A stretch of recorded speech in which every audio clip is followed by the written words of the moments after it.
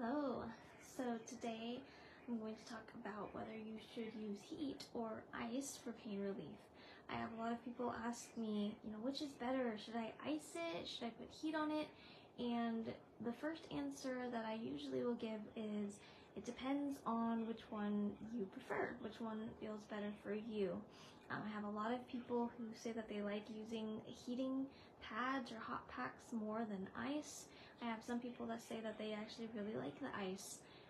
And when it comes to pain relief, both are beneficial, so it really depends on whatever is your preference. However, I will say that ice tends to be helpful mostly just for pain relief, and heat tends to be helpful for pain relief as well as helping to improve circulation to those areas. So especially if you have a tendon issue, or maybe that body part is really cold and you're not getting good circulation, that can slow down the inflammation process, slow down some of the healing that takes place when the body sends extra blood and the inflammatory factors to that site, because it helps to clean it all out from any metabolic waste, and then make sure that there's enough room so that all the building blocks for healing can take place and can come to that area. So if you're needing more circulation to encourage tendon healing, tissue healing, maybe more oxygen for the nerves or for that site, then you're gonna wanna go for heat for the healing process on top of pain relief.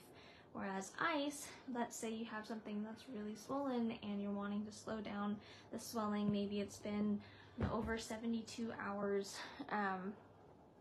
and it's still pretty swollen, and you're needing to try to get the swelling and out of there, or maybe slow down from any sort of infection spreading to that area, then that's usually when I would use ice for something other than pain relief, because we're trying to slow down circulation, slow down blood flow from getting to that area, because maybe we don't want so much flooding that area all at once. It really depends on what your intent is. But if you're just going for pain relief and it doesn't matter to you the other effects as much at the moment, then the choice is totally up to you whether you want to use heat or ice.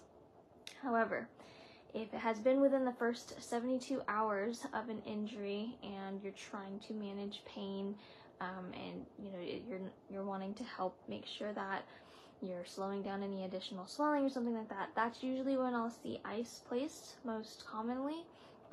But again, it's only like 10 minutes at a time, and it's not off and on all the time, unless depending on the injury.